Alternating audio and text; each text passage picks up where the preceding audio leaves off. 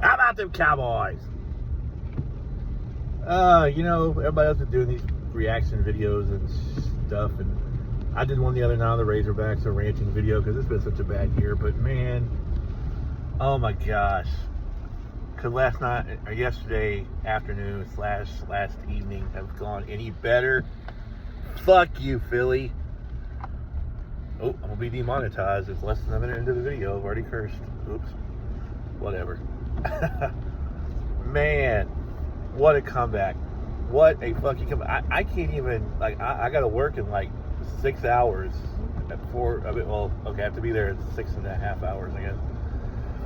And I can't sleep. I'm too damn giddy. Man, what a win. What a comeback. What a, just unbelievable, man. Unbelievable. The hate. And it's even greater now because we came back and won. And all you Philly jerk-offs, all you Philly assholes out there, you scumbag Eagle fans, that's what you are. Every damn last one of you. I don't care if you're 5 or 50. If you're an Eagles fan, it's ingrained in you to be a piece of shit. I feel bad for the kids because they don't have a chance. Just terrible human beings with ridiculously whiny, bitchy, terrible people. And you sit there, you ran your mouth all week long. You ran your mouth the whole first half yesterday. Some dumb fuck, I can't remember his name, but he's on my Facebook now because he's in a Cowboys group. And he was just posting pictures of Jalen Hurts and the Eagles all week long. And so I were commenting. I'm like, dude, do you not have Eagles groups to go to? No, of course not. Why would he go to an Eagles group? Why would he do that? Why would he be in one of his own groups when he can't get the Cowboys' penis out of his mouth? That's what they do. That's all they do. And now that they've ran their mouths and hyped this up as their Super Bowl, now that we won, we came back and beat their ass. Now it's our Super Bowl. Oh, congratulations, Cowboys, on winning your Super Bowl. Blah, blah, blah, blah, blah, blah, blah. Motherfuckers, shut up.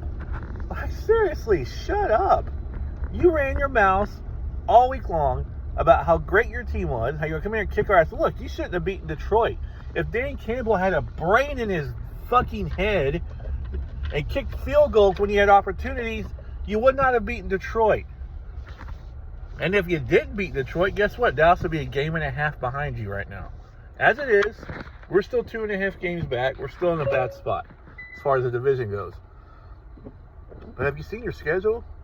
I mean, our schedule's not exactly easy the next couple of weeks, but yours is not easy either. You get a red-hot Chicago team who you could easily lose to.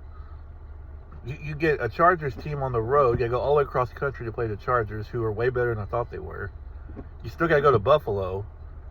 I mean, you're sitting there running your mouth like it's a foregone conclusion you're going to win the division, and it's not. It's not at all. I mean, I think your best bet at this point is to hope we lose a couple of games and you don't have to win all those, because you're not winning all those games. You might win 1 or 2, but you're not winning all of them.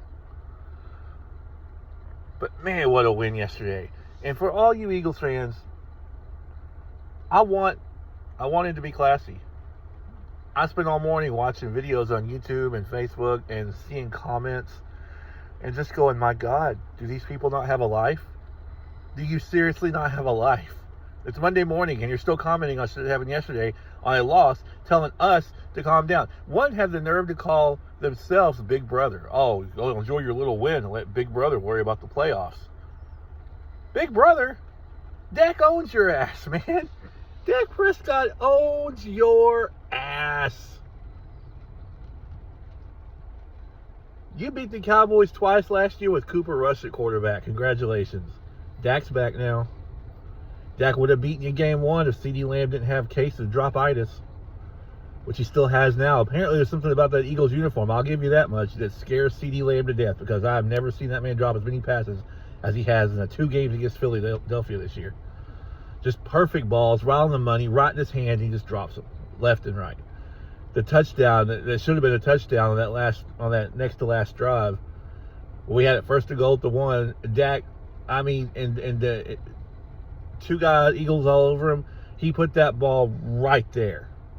Just catch the ball, Lamb. Catch the ball. But all's well that ends well. I mean, we won the game. And we're not playing Philadelphia anymore this year, so I think he'll be just fine. That seems to be the only team he drops the ball against. But, man, you know the only thing that would make this sweeter is in, around 77 hours, we kicked the Chiefs' ass, too. Then we beat both the Super Bowl teams from last year. That would make it even sweeter. And I think it happens. We're not going to kick their ass. It's going to be a close nail-biter game just like yesterday was. But we're going to win. Why? Because we the fucking boys. That's why. I don't normally do this. I don't normally talk shit after a win because I feel like sometimes it's just like karma going to catch up to me. But you know what? Fuck it. It's Philadelphia. They're scumbags. They're human waste. Human trash. And I hope somebody from Philadelphia sees it, comes across this video on YouTube. I hope somehow they do. I may even put Eagles as a hashtag on the video just so when they type in Philadelphia Eagles, my video pops up. Fuck you. You're waste. You're human excrement. And Nick Sirianni, man, rest in peace, Marshawn Nealon. I deal with mental health issues myself sometimes, and I get it, or not sometimes, all the time, and I get it. And that one hurt. That one hurt me because I deal with it too. But Nick Sirianni, you're a little bitch ass standing on the sideline pregame with those little fake crocodile tears on camera, trying to make yourself look like you really gave a fuck about Marshawn Nealon or anybody else. Go fuck yourself. It's impossible for people from Philadelphia to have any kind of heart towards anybody. Anybody that isn't themselves. So fuck you. He's a Cowboy. You don't give a fuck about him. Quit sitting there with your little crybaby tears. What a bunch of bullshit. And don't come at me with he's just being human. No, fuck that. Nick Sirianni's a piece of trash. He doesn't care about anybody but himself. But that's okay. Y'all enjoy that L. And on Black Friday, get ready, because I think Chicago might have a little something for you, too. I don't know. We'll see.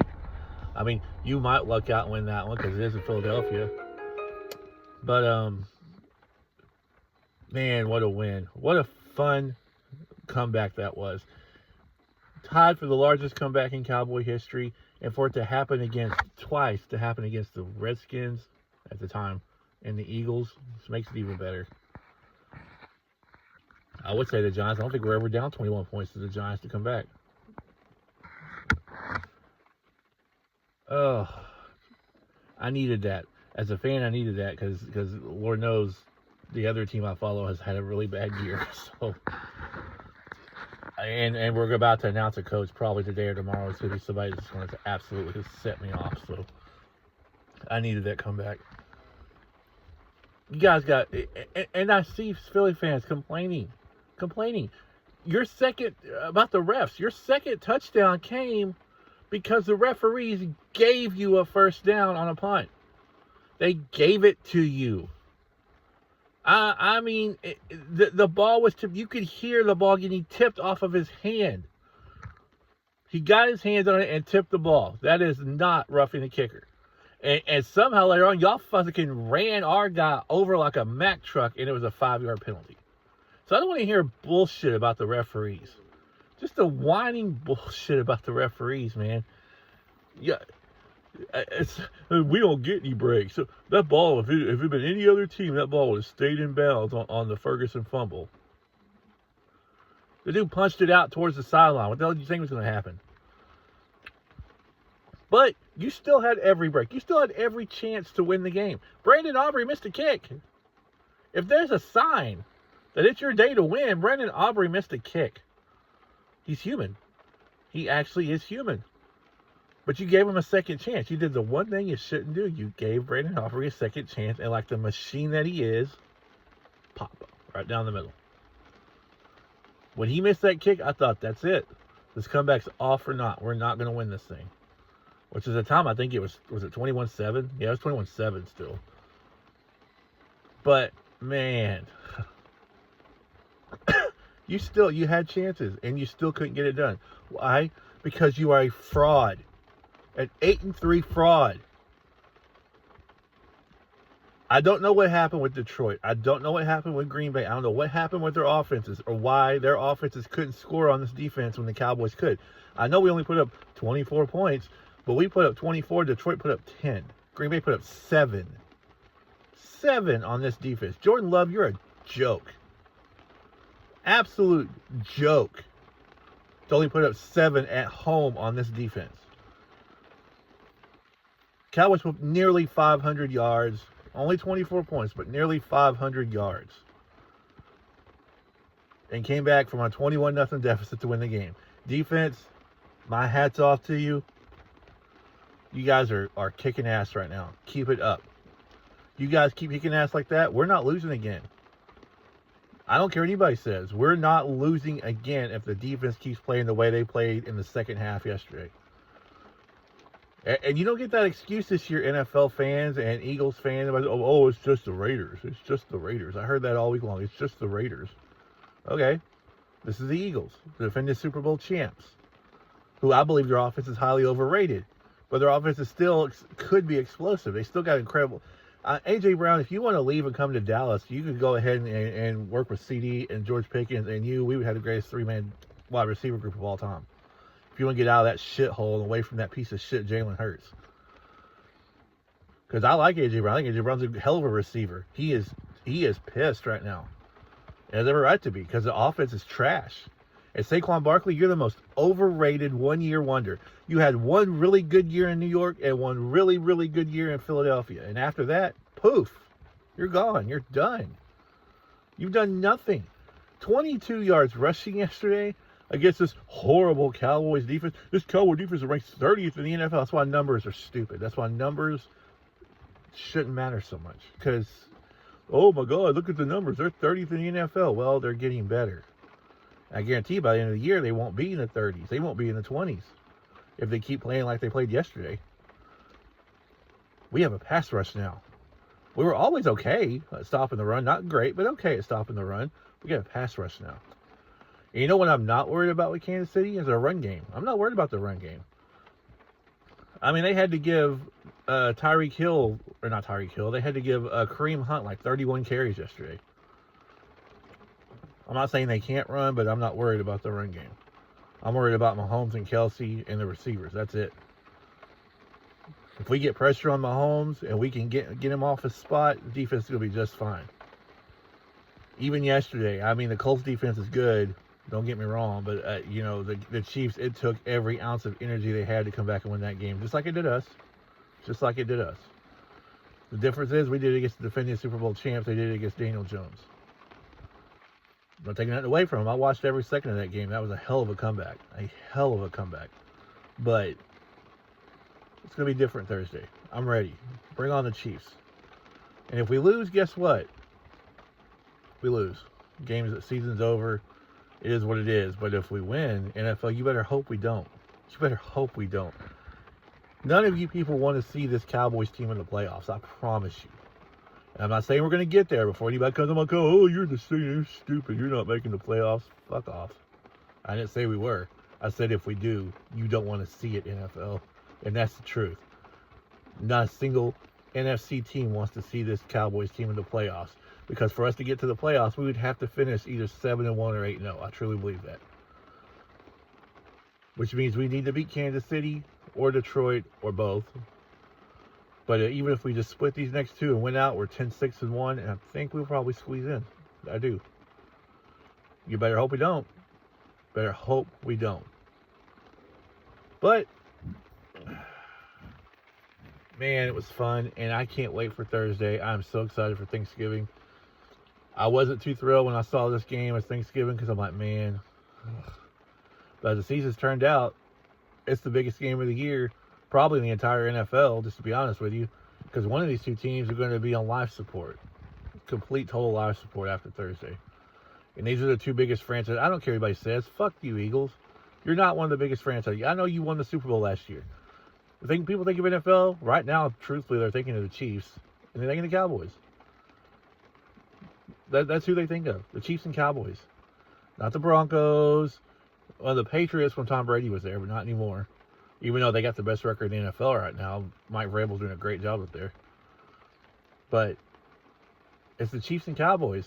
It's going to be the highest rated game in the history of the NFL. It may even top some Super Bowls as far as people watching it on Thursday. Not just because it's Thanksgiving, but because of who's playing. Chiefs and Cowboys. Dak versus Mahomes. And Dak, I haven't forgotten in 2020, before you done anything really of note, truthfully of note, you wanted Patrick Mahomes' money. Well, trying to think, did you play against Mahomes in 21? I think you did, and we lost that game. Now's your chance. Now's your chance. On this biggest stage outside of the Super Bowl, the biggest stage outside of the Super Bowl in the NFL is Thanksgiving. National television, the whole world watching. Go out and duel Kermit the Frog. Let's get our third straight win. Let's get up over 500.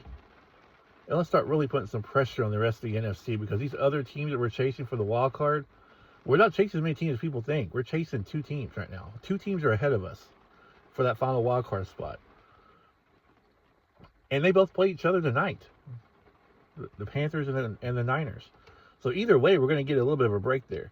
Now, we did lose to the Panthers. That hurts tiebreaker-wise, but looking at their schedule, they're not winning a whole lot of games.